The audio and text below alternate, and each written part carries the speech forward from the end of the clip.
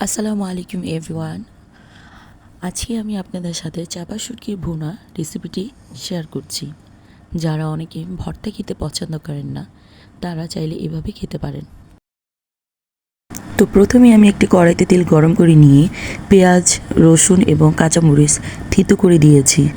আপনারা চাইলে কুচি করে দিতে পারেন, কিন্তু আমার কাছে মনে হয় কুচি এবং একদম বেটে নেওয়া পেঁয়াজ রসুনের থেকে এই থেঁতো করে নেওয়াটাই অনেক ভালো।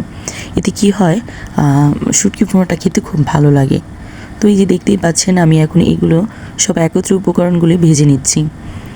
এখানে আমি দেখতেই পাচ্ছেন যে পেঁয়াজ, রসুন এবং কাঁচামরিচগুলো থেঁতো করে নিয়েছি, এবং আমি এখানে চাপা শুটকি নিয়েছি। চাপা শুটকিগুলো গরম পানিতে ধুয়ে নিয়েছিলাম। তো আমি সব উপকরণগুলো ভালো মতো ভেজে নিচ্ছি। ভেজে নিলে আপনার কাঁচা গন্ধটা আর থাকে না। এখন এই সময় আমি শুটকিগুলো দিয়ে আবার একটু ভালো মতো ভেজে নিব। আমি এখানে 7-8টার মতো চাপা শুটকি নিয়েছি। আপনারা চাইলে চাপা শুটকি বা ফেও মাছের শুটকিও নিতে পারেন, বা যে যেরকম শুটকি খান সেটাও নিতে পারে। তো এগুলো ভাজার এক পর্যায়ে আমি একটু পানি দিয়ে দিলাম। পানি দেওয়ার পরে আমি আস্তে আস্তে বাকি উপকরণগুলো দিয়ে দিব, না হলে আমার মশলাগুলি লেগে যাবে, এই জন্য আমি একটু পানি দিয়ে দিলাম। তো এখন দেখতেই পাচ্ছেন, আমি এখন 1 চামচ শুধু হলুদের গুঁড়ো দেবো, আর বাকি হচ্ছে মরিচের গুঁড়ো দেবো। যে যেরকম ঝাল খেতে চান তো সেই রকমই ঝাল দিবেন। আমি একটু এই শুটকির মধ্যে ঝাল একটু খেতে ভালো লাগে আমার, আমি সবসময় বেশিই দিই। এখানে আমি 4 চামচের মতন মরিচের গুঁড়ো দিয়েছি। তো আপনারা চাইলে কম বেশি বাড়িয়ে দিতে পারেন। দেখছেন আমি মশলাগুলো ভালো মতো শুটকির মধ্যে কষিয়ে নিব। তো আপনারা একটু বেশি সময় নিয়ে এই শুটকিটা রান্না করবেন। যত সময় নিয়ে রান্না করবেন ততই ভালো লাগবে।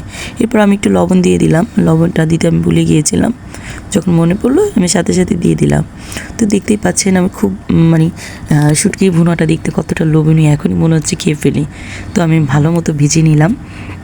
আর এটা কষানোর সময় এত সুন্দর গন্ধ আসে, কি বলবো, আপনারা নিজেরা ট্রাই না করলে বুঝতেই পারবেন না। তো আমি ভাজার এক পর্যায়ে কষানো শেষ। এখন একবার আমি ফাইনাল একদম পানি দিয়ে দিলাম। এই পানিটা যখন একদম শুকিয়ে আসবে, তেলটা যখন উপরে উঠে যাবে, তখন আমরা বুঝবো যে আমাদের শুটকিটা হয়ে গিয়েছে।